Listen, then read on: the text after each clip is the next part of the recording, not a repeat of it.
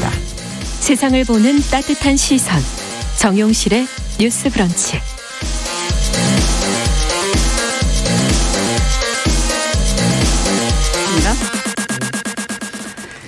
네, 정은실의 뉴스 브런치 듣고 계신 지금 시각 11시 31분입니다. 지금 벌써 들어오셨어요. 저희 금요일마다 초대석 시간 준비하고 있는 건 알고 계시죠? 다양한 분야에서 활동하는 여성들 만나고 있습니다. 우리 사회 곳곳의 문제들을 좀 공론화하고 목소리가 필요한 사람들을 돕는 시민사회단체 활동가. 이분들 우리 사회에 정말 필요한 분들인데 이들도 힘들 때가 있고 소진되고 상처받을 때가 있다고 합니다.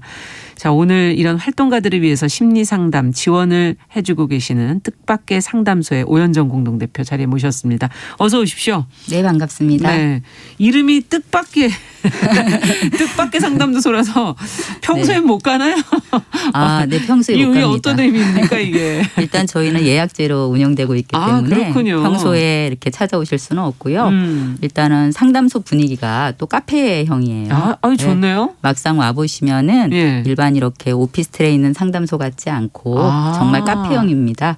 제가 뜻밖의 상담소라고 이름을 붙인 건 아무래도 우리가 상담을 받게 되면 네. 조금 일상적인 생활 속에서 상담을 하기보다는 삶을 살아가면서 뜻밖의 일들로 많이 좀 힘들어지거나 어려움을 겪게 되기도 하잖아요. 그런 뜻밖의 일들이 나를 상담소를 찾아오게 만들기도 하지만 또 한편으로는 어떤 고통이나 시련이라고만 생각했던 게 또 뜻밖의 치유와 성장이라는 선물을 주기도 하기 때문에 그런 의미를 담아서 뜻밖의 상담소라고 그렇군요. 네, 이름을 지어봤습니다. 두 가지 의미에서 뜻밖이군요. 그러니까 네. 우리가 일상의 보통 사소한 것보다는 어쩌 뜻밖의 사건이 우리가 접할 때가 있고 네. 그래서 상처를 받게 되면 가는 곳이 상담소고 네. 거기에서 그냥 힘든 것을 그냥 한번 털어놔나 보자 하지만 뜻밖의 결과로 시련을 넘어서는 그런 그렇죠. 성장을 느끼시기도 한다. 네. 그렇군요. 그러면 어떤 분들이 오셨는지 문 여신 건 언제쯤인지 이런 것도 궁금하네요. 네, 일단 뜻밖의 상담소를 창립한 건 작년이고요. 작년 이제 그렇군요. 5월에 창립이 되었고, 네. 코로나 와중이었네요. 그렇죠. 예, 어떤 분들은 위기를 그렇죠. 위기 속에서 상담소 창립을 했다고 하시는데요.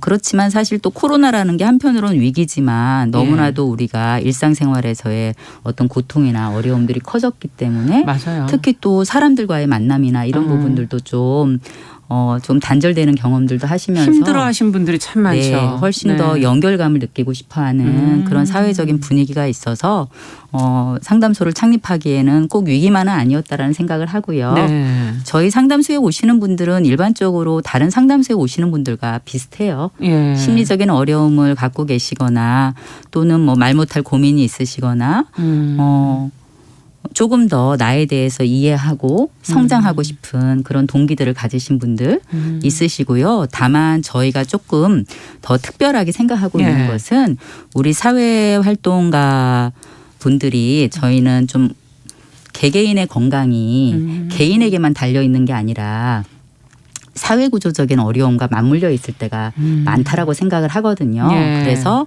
그런 사회구조적인 어려움이 어찌 보면 우리 사회에 아프고 병든 지점이라고 할 수 있는데 그런 지점들에 좀 혁신을 하고 사회를 조금 더 안전한 사회로 만들어가는 그런 활동을 하고 계시는 분들이 이제 사회활동가라고 생각하고 있고요. 그렇죠. 그래서 사회활동가가 그런 맥락에서는 우리 사회의 치유자이기도 하다. 맞습니다. 그래서 그 치유자 곁에 있는 또 상담자가 되고 싶다라는 소망이 있어서 뜻밖의 상담소는 이제 활동가들의 심리 지원 활동을 주로 하시는 거군요. 주로 한다기보다는 아무튼 그걸 중요한 활동의 중요한 영역으로 활동으로. 갖고 네. 있습니다. 네. 맞아요. 사회의 병든 부분을 누군가가 만져줘야 되는데 그 역할을 하시는 분들은 당연히 그 역할로 태어나신 건 아니어서 그럼요. 누구나 네. 당연하다라고 생각하지만 네. 그분들도 힘들고 지치고 어려울 때가 참 근데 누구한테 갈 때도 마땅치는 않을 것 같아요. 우선은 조금 저는 이제 사회활동가에 대해서 바라보는 시선이 우리 사회에서는 조금 편향되어 있는 시선도 있다고 생각을 하는데요. 다른 사람을 위해서 희생하는 사람이다. 좋은 일을 한다. 훌륭하다. 그게 틀렸다라기보다는 예. 그런 시선 자체가 오히려 저는 사회활동가들하고 일반 일상생활을 하고 있는 우리하고 거리감을 더 느끼게 하는 시선이지 그렇죠. 않나 네. 이런 생각이 듭니다. 물론 네. 그분들의 뭐 헌신 어린 태도는 부정할 수 없는 거겠지만 그분들도 사실은 왜 활동가가 되었어라고 하다 보면은 뭐 특출나서 그러신 거라기보다는 자신의 삶에 있어서 조금 더 관심을 가지고 그렇죠. 해결해야 할 영역이 있었다거나 때로는 정말 너무 우연처럼 네. 운명처럼 어떤 상황에 놓여서 오게 된 자신의 건데. 길을 계속 가다 보니까 또 이렇게 뭐 심리학을 뭐 굉장히 오랜 전공하신 시간 분들도 계실 거고. 그렇죠. 그렇죠. 네, 네.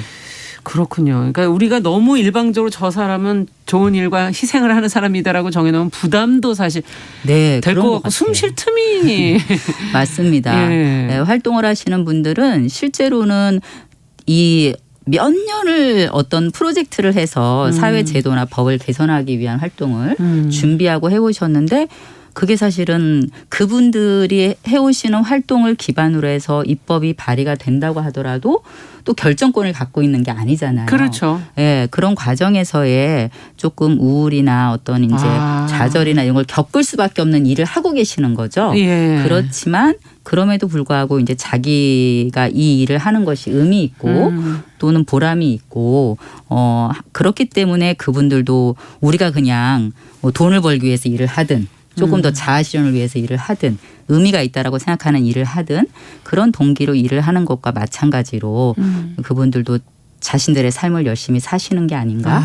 그래서 너무 도덕적인 기준으로 훌륭하다. 그거로만 들여다볼 수는 네, 없는 그런 거죠. 잣대만 가두지 네. 않았으면 하는 생각을 마치 집안에서 어머니가 모든 걸 다 희생해서 네. 헌신해서 해주는데 그건 너무 당연한 거고 더 해놔라. 네. 할 수 없는 것처럼. 네. 네. 어머니도 시간을 가지고 자기를 좀 돌볼 수 있는 게 좀 필요하죠, 사실. 그렇죠. 너무나 절실하죠. 네. 맞아요. 지금 말씀해 주신 것처럼 엄마의 하나의 단면만을 가지고 이건 엄마다라고 할 수는 없죠. 엄마도 여자이기도 하고 그럼요. 꿈이 있기도 하고 네. 또 다른 사회 속에서의 또 다른 존재감이 있기도 해서 저는 활동가나 우리가 우리 스스로의 그 내면에 있어서의 어떤 다층적인 측면을 그렇죠. 좀 교차성들을 잘 이해할 수 있으면 좋겠다라는 생각이 듭니다. 네. 저도 우연히 밖에서 그 청소년 상담을 하시는 분들을 뵌 적이 있는데 그분들의 상황을 조금 이해해드리면 굉장히 좋아하시더라고요. 그렇게 네. 배려받아 본 적이 없으신가 하는 그런 생각도 잠시 해봤었거든요. 네. 네. 상담을 직접 하시는 입장에서 이런 활동가들의 심리 지원이 해보니까 이런 점 정말 필요하더라. 뭐 이런 걸 더 느끼실 것 같은데요. 구체적으로 좀 느끼신 부분을 얘기를 해주신다면. 네. 사실 저희가 이제 작년에 창립을 하면서 예. 다음 세대 재단에서 인권활동 뭐 지원을 위한 사업을 공모를 진행을 했었어요. 근데 네. 저희도 인권활동가들 심리 지원 프로젝트가 조금 지원을 받아서 관련해서 연구도 실시를 하고 네. 이제 올해 9월 14일 날 연구 발표회도 활동가분들과 함께 물론 뭐 온라인 오프라인 이렇게 같이 했지만. 같이 하긴 했지만 네. 만났는데 굉장히 많은 분들이 좀 관심을 가져주셨고요. 예.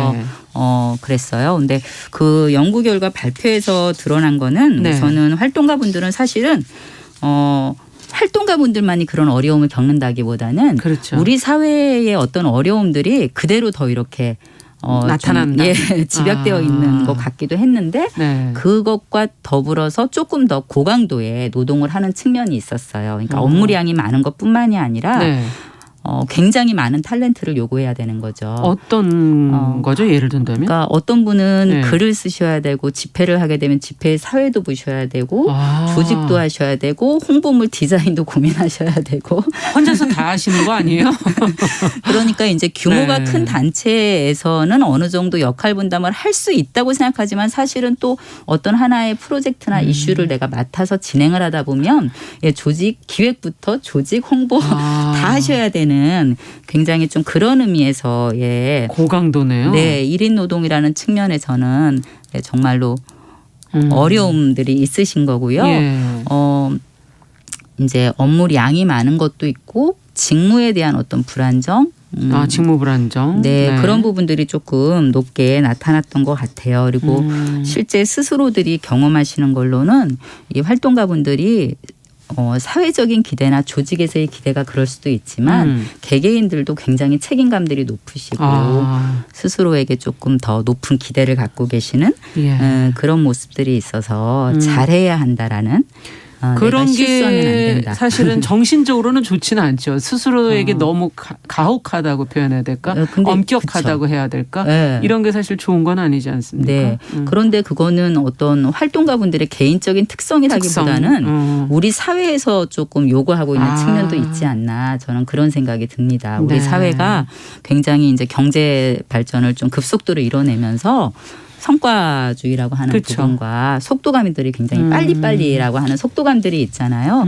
이런 부분들이 저는 왜냐하면 이제 활동가분들은 그런 사회를 또 어떤 혁신하고 그렇죠. 바꿔가고자 하는 분들이기 때문에 좀 그런 측면에서는 이런 좀 기대와 책임감이라는 게 때로는 무겁게 다가오는 것 같아요.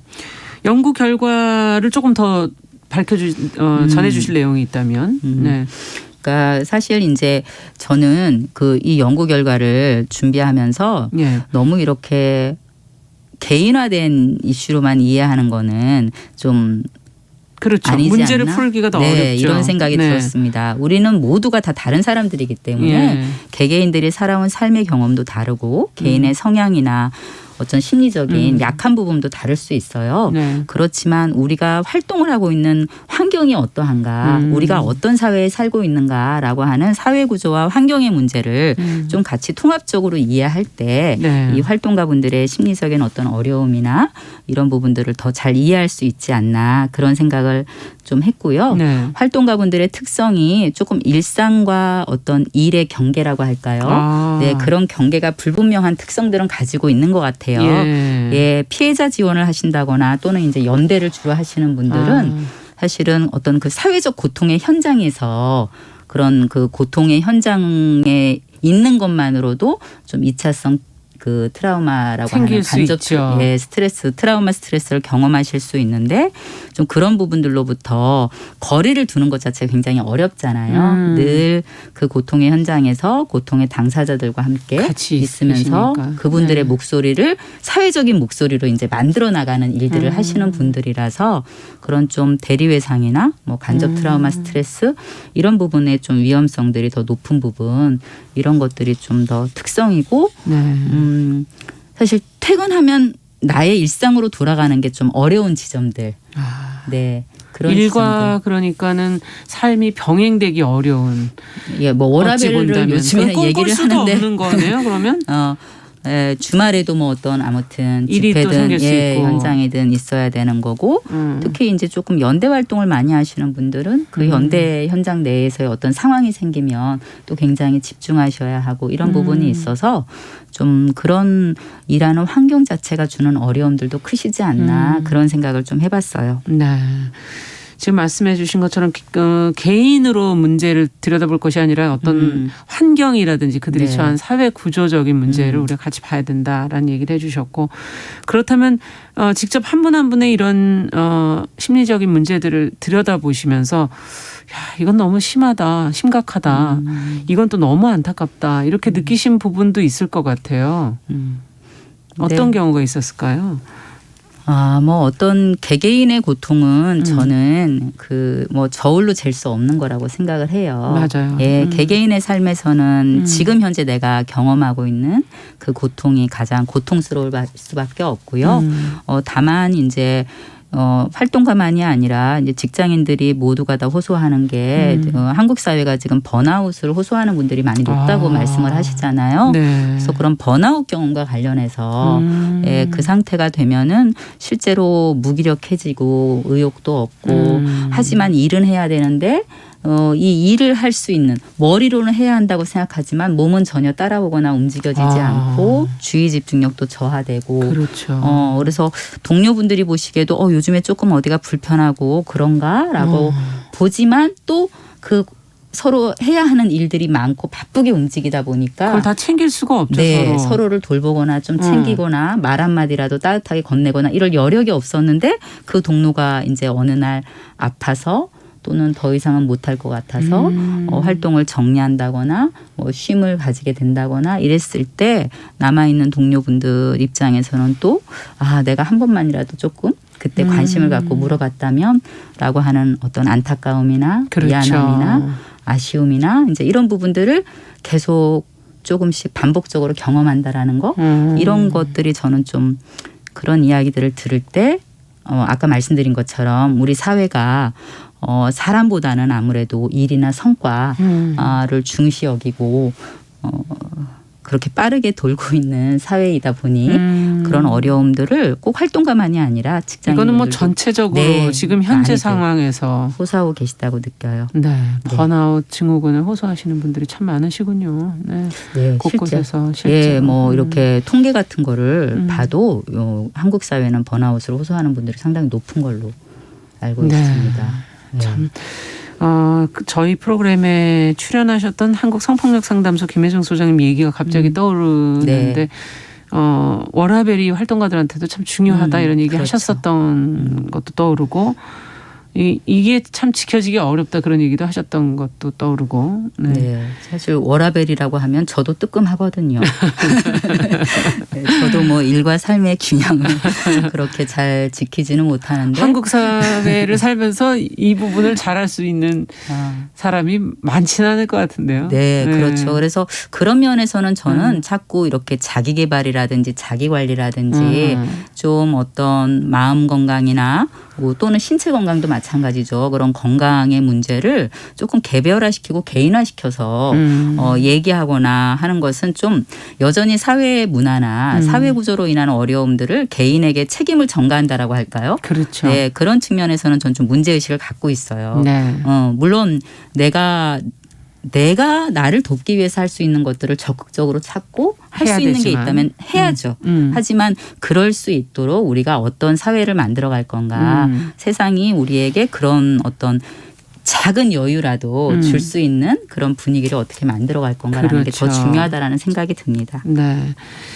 자, 상담소 문을 연 이후에 앞서도 말씀해 주신 여러 가지 그 연구 결과들을 인권 활동가들의 심리 지원을 위한 연구 결과들을 이제 얘기를 해 주셨는데 이 작업들을 통해서 느끼신 지금 현재 활동가들의 마음 상태는 어느 정도의 위치에 있다고 보십니까? 저희가 사실은 기초조사이고 네. 그 참여하신 분들이 많지를 않아요. 네. 이제 그리고 또 하나는 어떤 직업군이나 종사자들에 대한 뭐 직무 스트레스나 이런 걸 담아내는 척도들이 있어야 되는데 네네. 아직은 우리 사회활동가분들의 어떤 스트레스나 어려움들을 적절하게 담아내는 척도 자체를 찾는 것도 조금 어려웠어요. 네. 그래서 우리가 이제 뭐 한국인들 직무 스트레스나 또는 저희는 일단 인권 활동가만 한 거거든요. 그렇군요. 그래서 인권 활동가들이 경험하는 어떤 말씀드린 대리회상이나 소진 이런 부분들을 좀 담아낼 수 있는 정신건강 전문가 뭐 삶의 질 척도 뭐 이런 부분들을 간이정신 진단 검사하고 같이 세 종으로 구성을 해서 했고 심층 이제 인터뷰로 또 몇 분을 인터뷰를 했는데요. 네네. 한 42명 정도가 이 양적인 설문조사에 응답을 해 주셨는데 그분들 중에는 또 한 번은 상담사하고 또 이 면담을 하셨거든요. 결과를 해석하면서. 근데 그중에서 42명 중에서 17분은 심리적인 개입이 좀 필요한 수준으로 얘기가 되었고요. 공익활동가 협동조합 동행에서 이제 2019년도에 활동가분들에 대한 그 양적 설문조사를 실시를 했는데 일반 그 성인들의 우울이나 스트레스에 비해서는 2배에서 4배 정도 활동가분들이 더 높으신 걸로 그런 조사 결과가 나와 있는 부분이 있습니다. 네. 지금 안 그래도 일반인들에게도 우울 그렇죠. 이런 문제들이 상당히 심각한 문제인데 일반인에 비해서 2배에서 4배까지도 그러니까 조금 젊은 연령에 또는 이제 뭐 그런 활동가일수록 우울이 조금 그 같은 비교 집단에 비해서 3~4배 정도 높은 것으로 나타났어요. 네.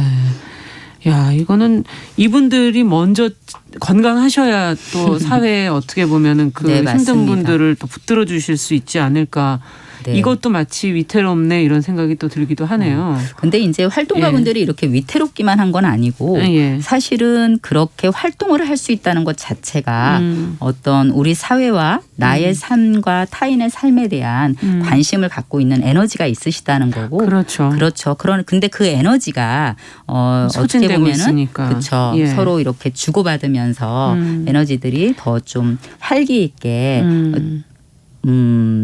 그쵸. 활동을 통해서 만들어지면 좋은데 최근에 어떤 분이 소진에 대한 말씀을 하시면서 예. 이런 말씀을 하셨어요.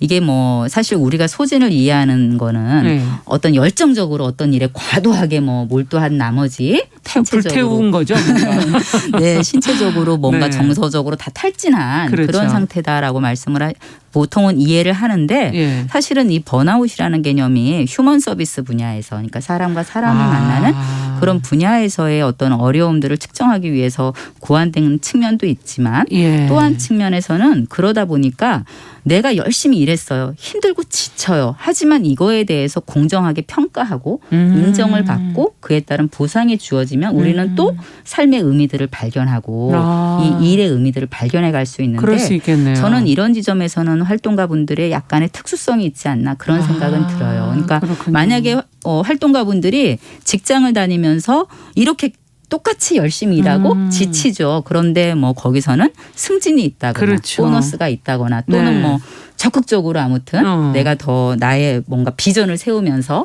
내 개인에게 그런 성과를 누릴 수 있는데 그게 개인의 것이 아니니까. 그렇죠. 성과는 예. 이제 다 사회적으로 또 귀속이 되는 것도 있지만 이 활동가 분들이 하시는 일의 그 사회 변화라는 게 바로바로 눈에 띄게 반응적이고 가시화되고 그것도 아니고. 네, 이런 네. 측면으로 오는 게 어렵기 때문에 저는 조금 더 긴 호흡으로 네. 자기 자신들을 돌보고 동료를 돌볼 수 있는 그런 환경들을 좀 만들어가면서 그렇군요. 활동을 지속하는 게 필요하지 않나라고 생각이 듭니다. 네, 근데 정말 휴먼 서비스 분야가 참 쉽지는 않은 네. 분야다 이런 생각이 다시 한번 또 들기도 하고요. 이 활동가들을 위한 어떤 안전망의 역할을 이제 해주시는 것 같은데 네. 어떤 것들이 이것을 위해서 더 필요한지 지금 뭐 뜻밖의 상담소 혼자서 모든 걸 다 할 수는 없지 않습니까? 그럼요. 네, 예. 네. 어떤 것들이 제도적으로 아니면 또 사회적으로 필요하다고 보세요? 사실 뭐 활동가 저는 제일 중요한 게 우리의 삶에서 활동가들이 특정하게 어떤 역할을 맡아서 하는 측면도 있기는 한데요. 네. 다들 관심들은 있지만 잘 못하고 있고 뭔가 맞아요. 그 일에 대해서 어떻게 돌아가는지도 좀 놓치고 그런 측면이 있어서 우선은 시민들로서 우리들 스스로가 조금 더 이런 어떤 사회의 변화나 이런 거에 대한 좀 관심을 갖고 활동가들에게 그런 관심들을 서로 드러내고 교류하는 그런 연결감들을 갖는 게 저는 좀 안전망이지 않나 이런 생각이 듭니다. 우선적으로. 우선 접근 방식에 있어서는 예. 그런데 실제적으로는 지금 작년부터 뭐 인권재단 사람이라든지 예. 또는 공익활동가 협동조합 동행해서 이런 활동가분들의 심리 지원에 좀 관심을 갖고 마음건강 검진이나 조금 심리 상담이 필요하신 분들에게 상담을 좀 지원하는 그런 부분들을 시작을 하셨어요. 예, 굉장히 반가운 일이죠. 네. 최근에 이렇게 한 2, 3년 사이에 저희가 그래도 활동가 마음건강이나 소진 이런 부분에 관심을 갖고 있는 건 굉장히 반갑고요. 그래서 마음건강검진이라는 컨셉이 사실은 우리가 지금 신체 건강을 검진하는 것도 필요하지만 네. 그 신체 건강과 함께 내가 지금 좀 어떤 상태인가. 이건 일반인들도 사실 좀 필요할 것 같네요. 네. 그래서 그런 부분들이 조금 제도화되면 좋겠다라는 부분이 있고요. 실제 이제 활동가를 지원하는 재단이나 단체에서는 쉼 관련한 프로젝트들이 있어요. 좀 그런데 쉬게 해주는. 뭐 여행을 간다거나 휴가를 간다거나 이런 쉼이나 회복을 도와주는 프로젝트들이 있는데 저희는 조금 더 심리적으로 설계되어 있는 나의 어떤 쉼이나 회복을 위한 기술을 익힐 수 있다거나 이런 프로그램이 같이 있는 그런 프로젝트들도 좀 지원이 되면 좋겠다라는 부분이 있고 무엇보다도 사실은 저는 착시 그림을 좀 좋아하는데요. 예. 착시라는 거는 보는 사람에 따라서 움직이기도 하고 움직이지 않기도 하고 전혀 다른 그림이 나타나기도 하잖아요. 그런데 너는 잘못됐고 내가 옳고라고 얘기할 수가 없잖아요. 우리의 마음을 이야기할 때는 그게 굉장히 중요한 포인트라고 생각이 들어요. 이런 일로 그게 그렇게 어려워? 뭐 이 정도 가지고 그래? 라고 하는 거는 내 판단과 기준에서 잣대로 얘기할 수 그렇죠. 없다라고 생각해요. 네. 똑같이 어떤 연대 현장을 다녀와서의 고통과 트라우마로 인한 어려움들을 호소하는 정도가 다를 수 있음을 사람마다 다르기 때문에 적극적으로 좀 알아야 된다. 그래서 그런 마음 건강과 관련한 감수성이라고 할까요? 다 다를 수 있다라는 것들을 우리 좀 시민사회단 모든 시민사회에서 다 그런 이해를 것들을 좀 해주셨으면. 증진하기 위한 네. 그런 것들도 필요하고 소진과 관련해서 좀 가이드북 같은 걸 만들어 보면 어떨까. 이건 뜻밖의 상담소의 좀 희망 사항이고요. 그러네요. 이게 좀 상시적으로 위기 상황일 때 내가 어딜 갈 수 있을까라고 할 때 그런 내가 지금은 위기가 아니지만 그래도 정말 너무나 어려움을 겪을 때 네. 그래도 여기 가면 그런 지원들을 받을 수 있다라는 것들이 좀 체계적으로 만들어지면 어떨까. 네. 제일 중요한 거는 사실은 활동가분들은 연결감에 대한 욕구가 높으신 것 같거든요. 그것도 또 제도적으로 마련했으면 좋겠다. 그래서 일상적인 네. 그런 관계망들을 지원해 주면 좋겠다 싶습니다. 네. 마지막에 가서 시간이 좀 부족하네요.